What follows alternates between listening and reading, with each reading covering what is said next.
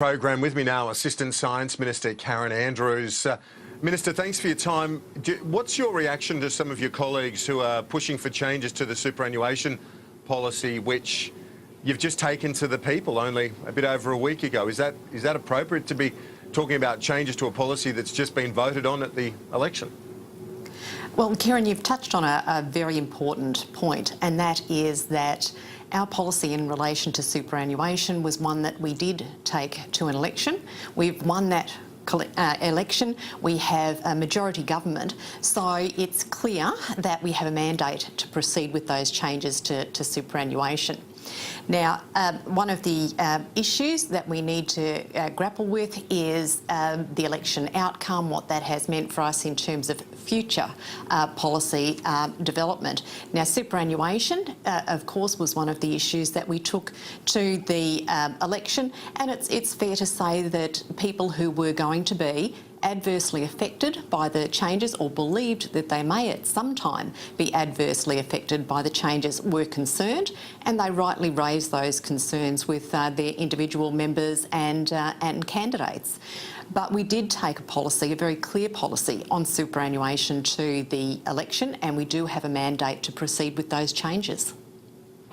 And the Treasurer clearly is very keen, as is the Finance Minister, to stick with the changes and at the very least to retain the envelope of saves for the budget, and not the least of which in the context of the S&P warning of in terms of our credit outlook. That's true, and the Prime Minister has also been very clear on that point as well. So there may well be individuals who are concerned about that particular aspect of our policies that we took to the election, and that may well be raised at the party room meeting on Monday, and I'm sure that we will all listen respectfully, courteously to the points of view that are made by others in that party room. We may well take some of their suggestions on board, either immediately or sometime in the future, depending on what they are. But our policy position was very clear going into the election. That is the mandate that we have to proceed with those policy changes, and my understanding from the Treasurer, from the Prime Minister, from our senior leadership team, is that we will be proceeding with those superannuation changes. Because one of the other points is it's not just the revenue, but it's the fairness thing as well, the fairness issue, because this was one of the policies that was put to the people in the budget and then at the election as saying, well, this is a fair budget and policy prescription here that we're talking about. Yes, look, you're spot on with what you're saying there. That was the position that we took. It was based on fairness, and the information that we had to form that policy position was that there would be only 4% of people who would potentially be negatively affected by those changes. Now, that means that 96% of people would be either not affected or would have a positive outcome from the raft of changes that we took to superannuation to an election. So it is only 4%, and of course every time you make a change, no matter what that change is, there's a reasonable chance that some people are going to be affected by it and they won't like it. But the question is, do you then reassess every single position that you have based on concerns of those that are going to be immediately impacted, when clearly there is a benefit to the wider community and the wider economy? What's the mood within your party now, from what you can pick up from talking to your colleagues? I know there was a lot of surprise and shock in some quarters at the result on election night, but as the counting has proceeded, you've now got a majority of 76, possibly, and probably 77, with Herbert looking quite good for you and Jones as well. In that context, what's the mood like now, more than a week on from that election night, which did shock a few?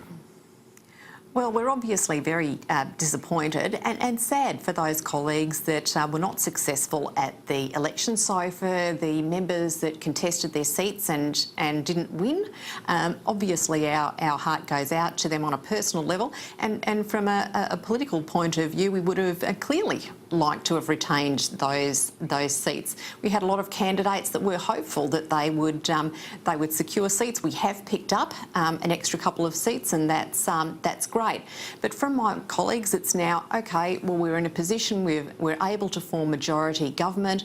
We now need to get on with the job, and we need to start continuing to implement the plan that we took to the election. So it's actually very positive from my coalition colleagues, and I have spoken to both my Liberal colleagues and my National colleagues, and of course in Queensland it is the Liberal National Party, so we are the one party here in Queensland. But overwhelmingly we are very positive about the future and keen to get back to Parliament. And given the Nats did do very well, the junior coalition partner held all their seats, in fact won an extra one off the Libs in the seat of Murray. Is there an acceptance among your Liberal colleagues that they do deserve an extra 1 or 2 seats in the ministry? Well, I don't know that that's been the basis of any of the discussions that have been broadly undertaken by the parties. I mean, clearly there's a view that has been put by the National Party with regards to their representation. They've been very public about what their views are. There's also been views in Queensland about increasing the representation of Queensland members. The reality is that it's up to the Prime Minister and in regards to the split with the Nationals and how that's all divided up, discussions with Barnaby Joyce. But the Prime Minister has the ultimate say as to who is appointed and to which portfolio or position that they are appointed into. Now, I'm well aware that the Prime Minister is working on that. There will be an announcement in due course. But of course there will be many people that are hopeful of retaining their positions, of being promoted, of new people coming in. And we do know that there are likely to be a couple of positions that are new. Yeah, indeed.